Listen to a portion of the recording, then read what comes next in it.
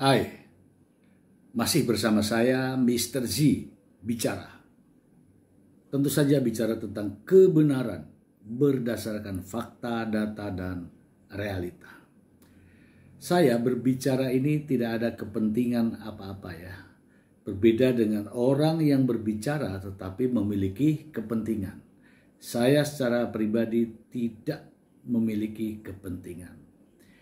Terkait hak asuh anak. Apa sih itu hak asuh anak? Saya akan membacakan secara langsung dan tetap membahasnya. Langsung ya dari sumbernya ya. Pengertian hak asuh anak. Sebelum membahas lebih jauh mengenai pembagian hak asuh saat terjadi perceraian, ada baiknya kita pahami dulu apa yang dimaksud dengan hak asuh anak. Dalam agama Islam, hak asuh atas anak ini disebut dengan istilah hadanah. Hadanah ini sendiri maknanya adalah merawat, mengasuh, dan memelihara anak. Hadanah. Hak untuk merawat, mengasuh, dan memelihara anak.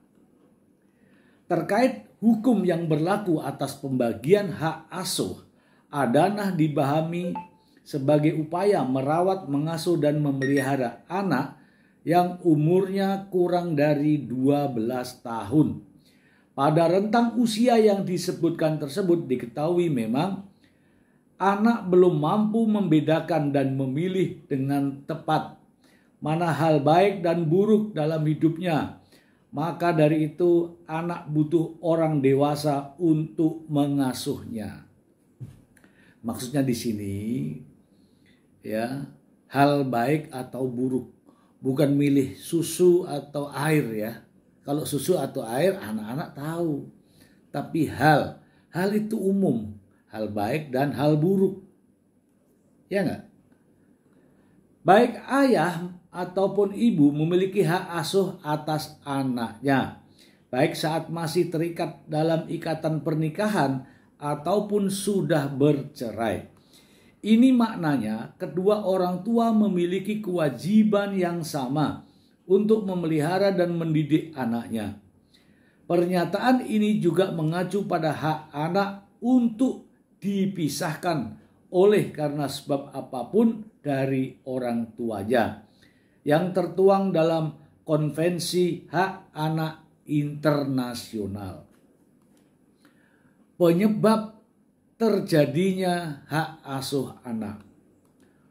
Munculnya topik seputar hak asuh anak memang umumnya disebabkan karena terjadi perceraian kedua orang tua anak tersebut. Sebagai orang tua, tentu keduanya ingin memperoleh hak asuh atas buah hati mereka. Jika hak asuh atas buah hatinya didapatkan, maka baik ayah atau ibu berhak untuk tinggal bersama dengan si anak dan mengasuhnya.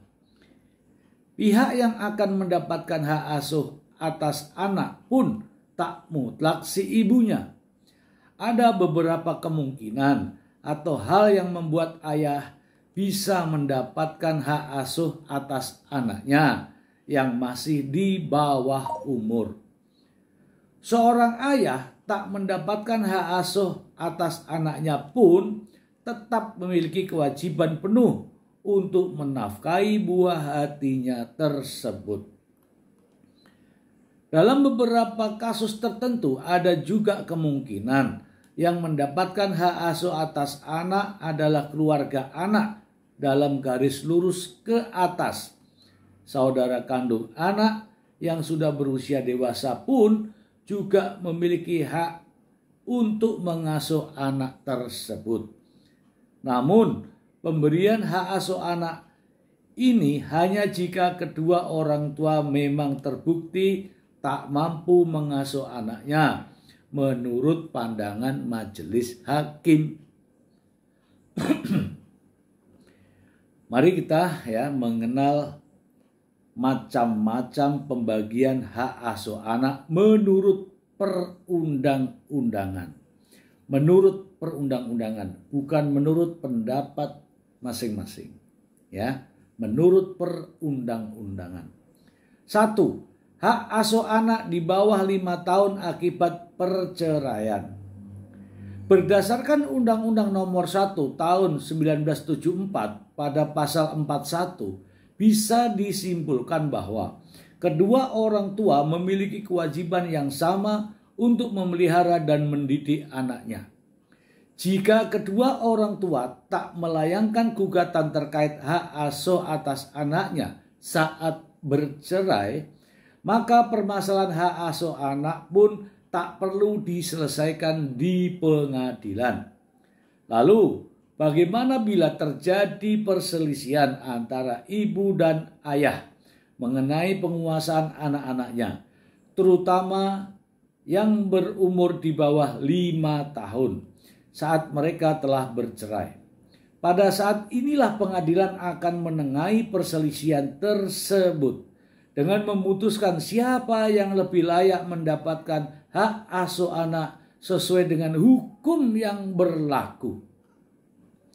Anak yang berumur 5 tahun tentu masih tergolong anak di bawah umur.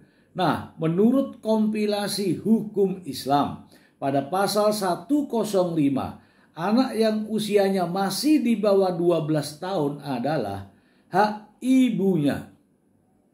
Walaupun nantinya anak di bawah pengasuhan ibu, namun biaya pemeliharaan anak nantinya akan tetap ditanggung oleh ayahnya. Kompilasi hukum Islam ini pun sejalan dengan putusan Mahkamah Agung RI nomor 126 KPDT 2001 pada tanggal 28 Agustus 2003. Putusan tersebut mengatakan jika terjadi perceraian dan anak masih di bawah umur, maka pemeliharaannya diserahkan pada orang terdekat dan akrab dengan anak, yaitu ibunya.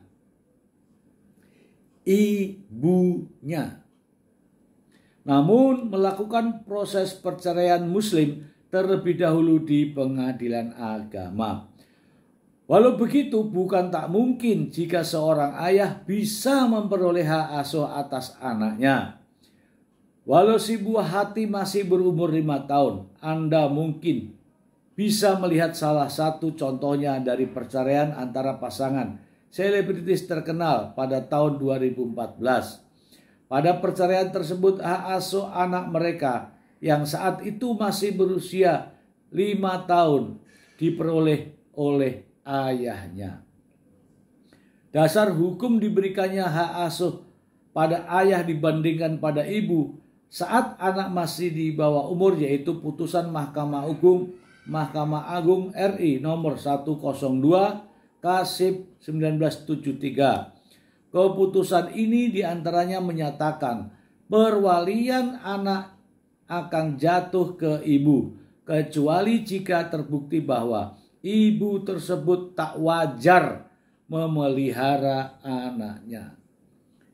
Tak wajar memelihara anaknya. Garis bawah itu. Tak wajar. 2. Hak asuh anak perempuan akibat perceraian. Jika tadi mengulas tentang hak asuh anak yang berusia 5 tahun, sekarang akan dibahas mengenai hak asuh atas anak perempuan jika terjadi perceraian. Sama dengan dasar hukum sebelumnya, jika anak perempuan tersebut masih berusia di bawah 12 tahun saat perceraian, ibunya berhak atas hak asuhnya. Ayahnya tetap saja bisa menjumpainya serta wajib menanggung biaya untuk memeliharanya. Jika anak perempuan ini nantinya sudah mencapai usia 12 tahun, maka ia bebas menentukan ingin diasuh oleh siapa, apakah itu ibunya atau ayahnya. Kebebasan anak untuk memilih salah satu dari kedua orang tua yang mengasuhnya ini juga tertuang dalam kompilasi hukum Islam pasal 105. Jika sekiranya ayah tak mampu menanggung semua biaya pemeliharaannya, ibu pun harus ikut serta. 3. Hak asuh anak menurut hukum akibat perceraian. Tak hanya dalam hukum Islam saja, namun hukum negara pun sudah dibuat mengenai hak asuh anak ini. Dalam Undang-Undang Nomor 1 Tahun 1974 disebutkan pada pasal 54 ayat 2 bahwa orang tua berkewajiban memelihara anaknya hingga ia kawin atau bisa berdiri sendiri. Kewajiban untuk memelihara anak ini akan terus berlanjut walau kedua orang tua terpisah atau berpisah. Hak asuh atas anak juga mungkin didapatkan oleh keluarga anak dalam garis lurus ke atas atau saudara kandung yang telah dewasa. Apa dasar hukum atas pemberian hak asuh anak? Bukan kepada kedua orang tua ini. Keputusan ini diatur dalam Undang-Undang Nomor 1 dan 2 Tahun 1974 pada pasal 49. Pencabutan hak asuh disebabkan karena lalai menjalankan kewajiban dan perilaku yang buruk. 4. Hak asuh anak jika istri minta cerai. Dalam kasus perceraian lainnya, ada gugatan cerai yang dilayangkan oleh pihak istri atau ibu. Nah, jika kasus perceraian seperti ini, Anda mungkin juga bertanya-tanya, siapakah yang layak untuk mendapatkan hak asuh atas anak dari pernikahannya tersebut? Apakah si ibu masih layak mendapatkan hak asuh anak padahal ia sendiri yang mengajukan perceraian? Dalam kasus perceraian di mana pihak istri yang meminta cerai, maka hukum untuk hak asuh atas anak masih tetap sama dengan sebelumnya. Selama anak masih berusia di bawah 12 tahun, maka ibu berhak mendapat hak asuh atas anaknya, walau ia merupakan pihak yang mengajukan gugatan cerai. Ayah dari anak pun wajib memberikan biaya pengasuhan hingga anak menikah atau dewasa.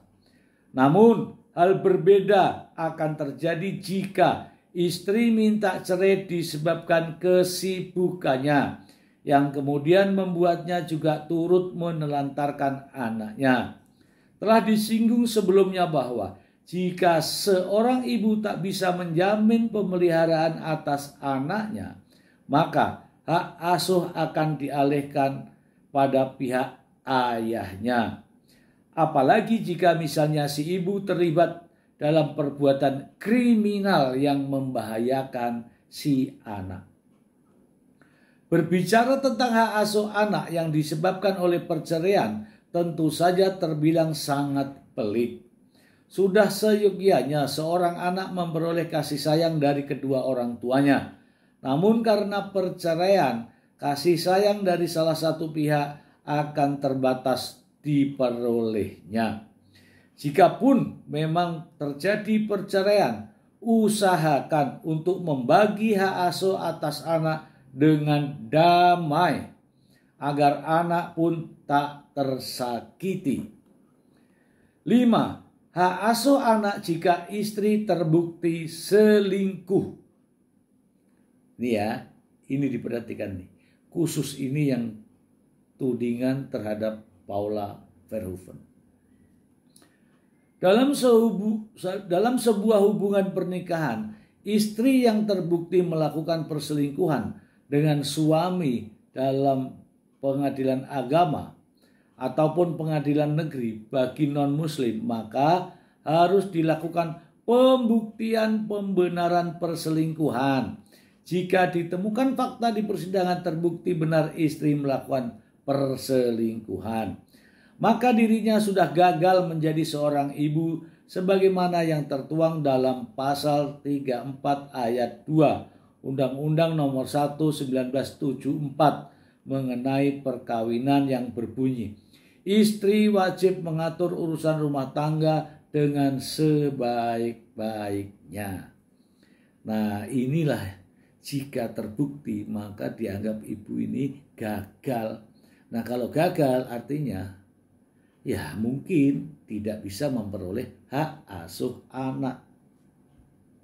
Kalau terbukti selingkuh, ya enggak? 6. Hak asuh anak jika suami terbukti selingkuh. Jika diketahui secara benar bahwa seorang suami melakukan perselingkuhan, maka hakim dapat memutuskan sebagai berikut. Hak asuh anak jika anak di bawah 5 tahun ada di tangan istri, kecuali jika sudah dewasa, anak bisa memilih salah satu, yaitu ayah atau ibunya. Oke, kita lanjut lagi. Inilah alasan mengapa hak asuh ibu atas anak bisa hilang. Ibunya tidak dapat mendapatkan hak asuh anak. Karena apa? Ini. 1. Ibu memiliki perilaku buruk. Jika misalnya dalam persidangan terbukti bahwa ibu memiliki perilaku yang buruk, maka hak asuh bisa diberikan kepada si ayah. Perilaku yang buruk ini misalnya seperti kerap berjudi, mabuk-mabukan, berbuat kasar pada anak, yang mana perilakunya ini sukar disembuhkan. Perilaku seperti ini tentu tak memberikan contoh baik pada anak, serta bisa melukai si anak. Bagaimana dengan Paula Verhoeven? Adakah perilaku buruk? Silakan Anda yang menilai. 2. Ibu masuk ke dalam penjara. Jika misalnya ibu melakukan pelanggaran hukum dan harus dipenjara, maka ayah bisa mendapatkan hak asuh anak yang masih berusia di bawah umur, yaitu berusia 5 tahun. Pemberian hak asuh anak ini tentu didasarkan pada situasi, di mana si ibu tentu tak bisa memelihara anaknya dikarenakan harus menjalani hukuman di penjara. Kalau ibunya sedang berhadapan dengan hukum atau sedang di penjara. Pertanyaannya, apakah Paula ada di sini? Tentu saja tidak. 3. Ibu tak bisa menjamin keselamatan jasmani dan rohani anaknya. Alasan lain yang dikhawatirkan akan membuat ibu tak bisa menjamin keselamatan jasmani dan rohani anaknya juga bisa membuat hak asuh anak jatuh ke ayahnya. Bisa saja si ibu mengalami depresi yang mengakibatkan kondisi mentalnya jadi tak stabil sehingga beresiko mengancam keselamatan anaknya. Nah, apakah Paula tak bisa menjamin dan memelihara anak secara jasmani dan rohani? Pasti bisa. Iya kan? Oke, kita lanjut. Gugatan hak asuh anak akibat perceraian. Saat perceraian dengan kondisi ada anak, maka baik ayah atau ibu berhak mengajukan gugatan atas hak asuh anak mereka ke pengadilan. Namun ada juga yang memilih opsi untuk tak mengajukan gugatan atas hak asuh, di mana pasangan yang telah bercerai memilih membesarkan anak bersama-sama. Khusus bagi yang ingin mengajukan gugatan hak asuh anak, maka wajib melengkapi syarat yang diperlukan. Syarat untuk gugatan meliputi surat pengajuan permohonan hak asuh ke pengadilan, fotokopi kutipan akta cerai, fotokopi akta kelahiran anak, dan pelunasan biaya perkara. Jika semua syarat tersebut sudah disanggupi, maka kelanjutannya harus mengikuti prosedur berikut ini. Yang pertama, membuat surat gugatan secara tertulis ke pengadilan, yaitu gugatan cerai bisa datang sendiri atau bisa dikuasakan oleh jasa pengacara. Menyiapkan persyaratan pengajuan gugatan hak asuh anak, diantaranya KTP, KK, dan akta anak serta buku nikah. 3. Mengajukan gugatan hak asuh atas anak yang ditujukan ke pengadilan yang di wilayah kediaman tergugat. 4. Panitera memberikan nomor register setelah pelunasan. 5. Panitera menentukan majelis hakim. 6. Pemanggilan pihak tergugat, penggugat untuk menghadiri sidang terkait gugatan hak asuh anak.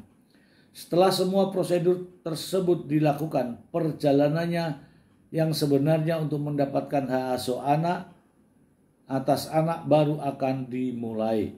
Ada beberapa tahapan dalam persidangan yang akan digelar untuk memutuskan siapa yang berhak atas hak asuh anak tersebut.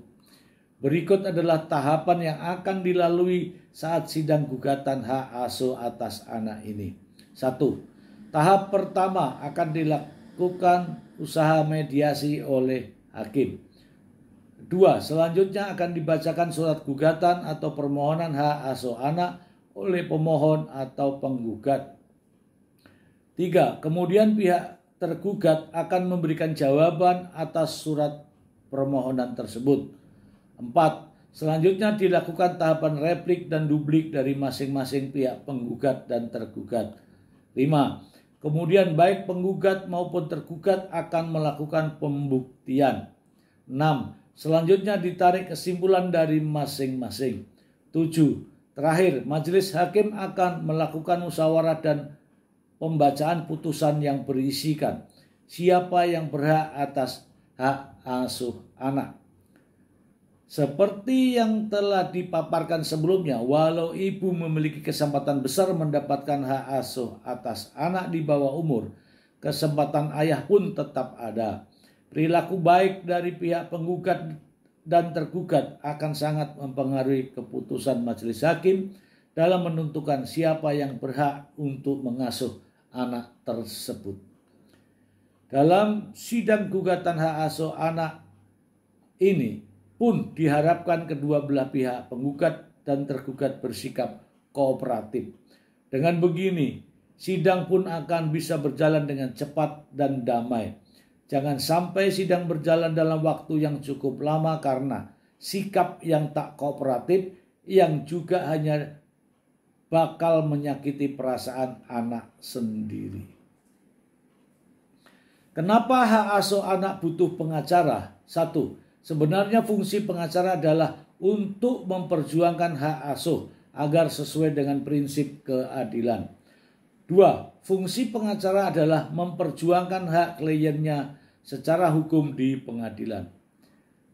Apakah ada biaya gratis untuk pendampingan hak asuh anak? 1. Untuk hak asuh anak perihal biaya gratis bisa dipastikan sulit, namun dengan biaya pendampingan minim masih memungkinkan dengan pengacara. Dan seterusnya dan seterusnya. Ini banyak sekali pertanyaan-pertanyaan ya. Oke teman-teman, saya sudah membacakan semua terkait dengan hak asuh anak. Jika Anda ditanya tentang hak asuh anak, Anda tinggal mendengarkan apa yang saya suarakan. Jika Anda berada pada posisi salah satu dari kedua belah pihak, maka Anda tinggal mendengarkan apa yang saya suarakan tadi. Karena ini semua sesuai dengan apa yang ada di dalam perundang-undangan. Nah, salah satu contoh kasus saat ini yang sedang berjalan, yaitu kasus Mbak Imbong yang menggugat cerai istrinya, Paula Verhoeven. Tudingannya adalah bahwa Paula dituduh berselingkuh. Kemudian Mbak Imbong ingin bercerai dan ingin menuntut hak asuh anak. Bagaimana menurut pendapat Anda? Apakah Pak Imbung akan mendapatkan hak asuh anak? Apakah tudingan perselingkuhan bisa dibuktikan? Ataukah Paula Verhoeven yang mendapatkan hak asuh anak dan tudingan perselingkuhan tidak dapat dibuktikan? Silakan tulis dalam kolom komentar. Semoga bermanfaat.